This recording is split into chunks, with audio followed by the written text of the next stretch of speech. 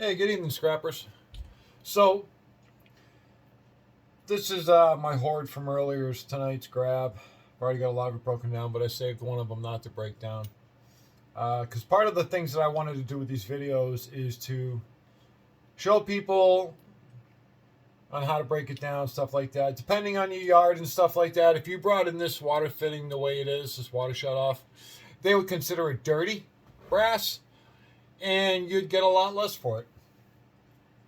So my whole goal is to help scrappers out and literally show you how to take it apart. Some guys already do. It's pretty straightforward. And what you get out of it, what you can get out of it, what you can't get out of it, and all that other fun stuff. So basically, this is how you're going to get it right out of the box.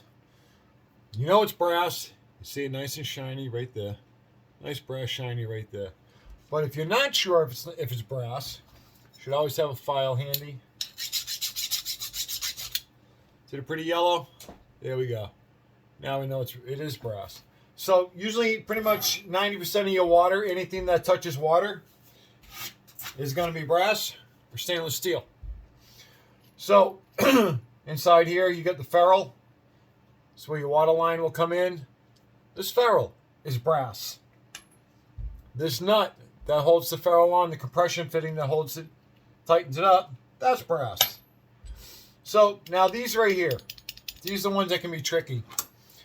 As you get newer and newer, and depends on the quality, like these are some pretty high grade valves.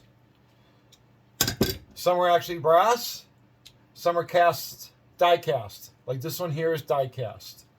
Okay, if you're not sure of it, once again, hit it with a file, hit it with a grinder, see if it shines up, see if it's yellow, and it's not.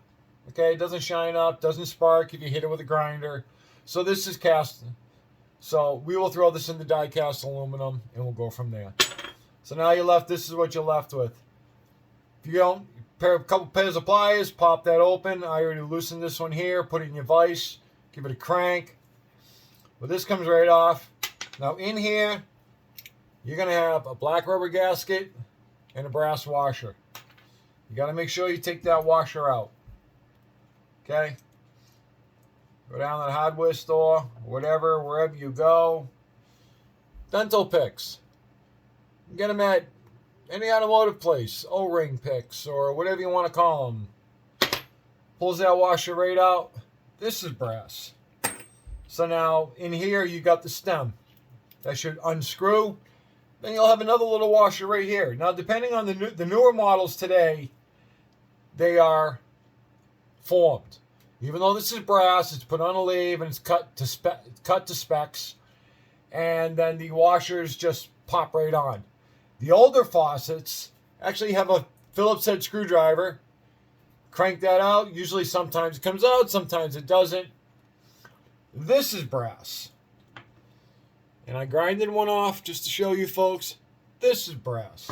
So that goes in your brass pile, and then this goes in your brass pile, and it's nice and clean. It's all taken apart. Don't need to put it back together again. Leave it all apart. And then this is what you come up with. Go ahead. Got yourself a nice pile of brass. This right here. Sometimes I save some of the washers. You never know what you're gonna need.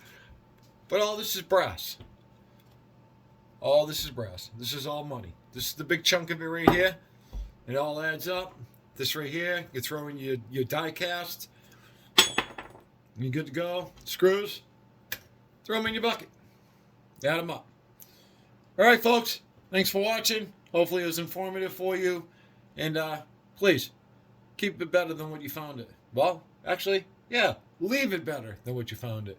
One of these days I'll get that right. Thank you. Please, folks, like, subscribe. It all helps out. Thanks.